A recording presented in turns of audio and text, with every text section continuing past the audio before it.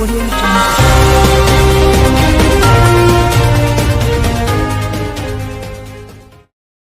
विठ्ठलाने बळकावली देवनगरची स्मशानभूमी. Sakri Janrajya news network. साक्री तालुक्यातील अंबापूर ग्रुप ग्रामपंचायत अंतर्गत गाव शिवारातील गट नंबर 29 येथे असलेल्या दफनभूमीवर होणाऱ्या बेकायदा बांधकाम तथा अधिग्रहण तात्काळ स्थगित करून गाववासियांच्या भावना जपण्याची भूमिका प्रशासनाने दाखवावी, जेणेकरून विठ्ठलाने देवनगर आणि पंढरपूर येथील स्मशानभूमीवर ताबा बसविण्याचा केलेला प्रयत्न उद्ध्वस्त करावा, असे भावनिक निवेदन ग्रुप ग्रामपंचायत अंबापूर, पंढरपूर आणि देवनगर येथील नागरिकांनी तहसीलदार साहेबराव सोनवणे यांना देत मदतीची साथ घातली आहे. दिलेल्या निवेदनाचा आशय पुढील प्रमाणे. तालुक्यातील ग्रुप ग्रामपंचायत अंबापूर अंतर्गत पंढरपूर, देवनगर हे महसुली गाव म्हणून 1989 सालापासून अस्तित्वात आहे. येथील सर्वसाधारण जनसंख्या ही परंपरागत शेती व मेंढीपालनाचा व्यवसाय प्रामुख्याने करते. या गावात जोपर्यंत कोणत्याही प्रकारची स्मशानभूमीची व्यवस्था नव्हती तोपर्यंत गावातील कोणत्याही व्यक्तीचा मृत्यू झाल्यास त्यांचा अंत्यसंस्कार हा वनविभागाच्या मिळकतीवर पूर्वापारपासून होत आलेला आहे. तर गाव समाजातील धार्मिक व जातीय चालीरूढीप्रमाणे एखादे शिशु अथवा अज्ञान बालकाचा मृत्यू झाल्यास त्यास दफन किंवा पुरण्याची पूर्वापार पद्धत आहे. त्या अनुषंगाने हा विधी देखील वनविभागाच्या मिळकतीवरच पार पडतो. या कामी वनविभागाच्या गट क्रमांक 29 चा वापर हा सर्वसाधारणपणे 1989 सालापासून होत येत असल्यामुळे सोबत देवनगर ग्रामस्थांच्या भावना तसेच नैसर्गिक जिव्हाळा देखील जोडला गेलेला आहे.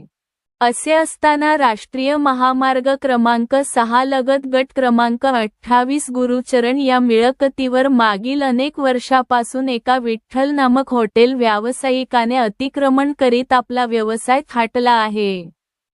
वास्तविक सदर प्रकरण हे महसूल आयुक्त नाशिक येथे अद्याप देखील न्यायप्रविष्ट आहे.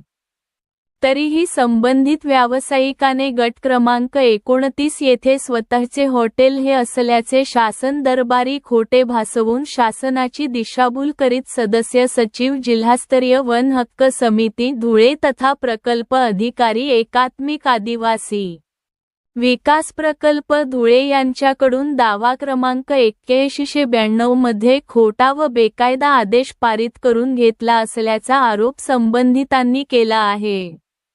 आज वनविभागाच्या गट क्रमांक 29 पैकी 1 हेक्टर 75 आर क्षेत्रात बेकायदा बांधकाम करण्याचा प्रयत्न संबंधित करीत आहे.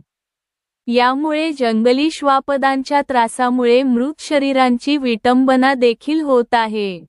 यामुळे देवनगर ग्रामस्थांच्या भावना दुखावलेल्या आहेत. वास्तविक संबंधित व्यावसायिक हे आणि त्यांच्या परिवारातील सदस्य यांच्या नावाने शेतजमीन असल्याचे सिद्ध होत असल्याचे निवेदनकर्त्यांनी म्हटले आहे.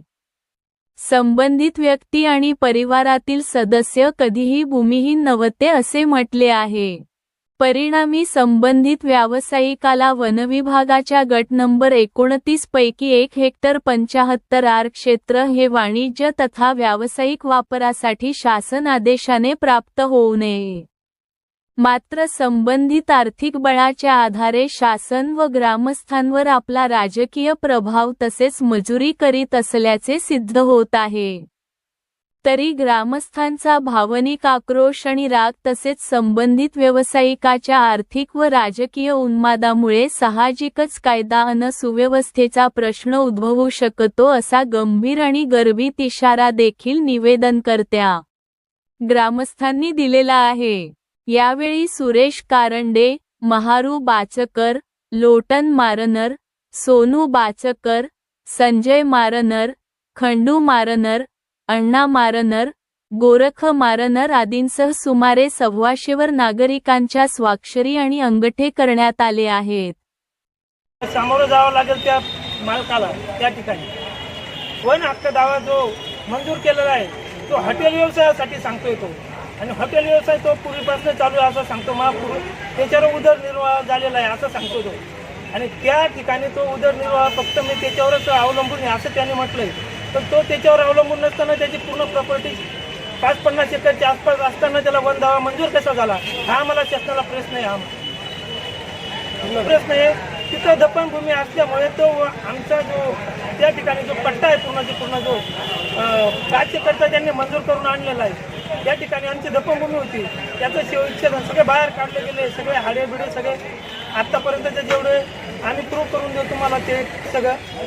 आणि त्या ठिकाणी तर बंद झालं पाहिजे, ते बेकायदेशीर जे उत्खनन चालू आहे ते बंद झालं पाहिजे. तुमच्याकडे कागद नाही आमच्याकडे, ते फक्त फॉरेस्टमध्ये होतं पहिले. आम्ही ना त्या ठिकाणी फॉरेस्ट होतो. करा ना मग माहितीचा अधिकार विठ्ठल भाऊ मारणार, विठ्ठल हरी मारणार, तुम्हाला. त्या ठिकाणी ती हॉटेल बांधली आणि ती फॉरेस्टमध्ये दाखवता येते.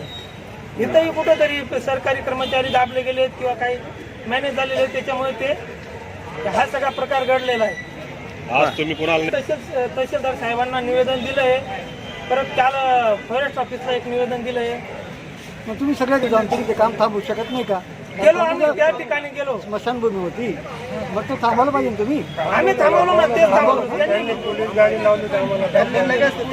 लावली, तुझ्याकडे कागद आहे का? तहसीलदारने आणि वन आम्ही जोपर्यंत काम बंद राहील असं आश्वासन तहसीलदारांनी दिलेलं आहे. आणि आता आम्ही कलेक्टर साहेबांकडे जाणार आहे. मग तुम्ही पियाला निवेदन दिलं का इथं पोलिसांना?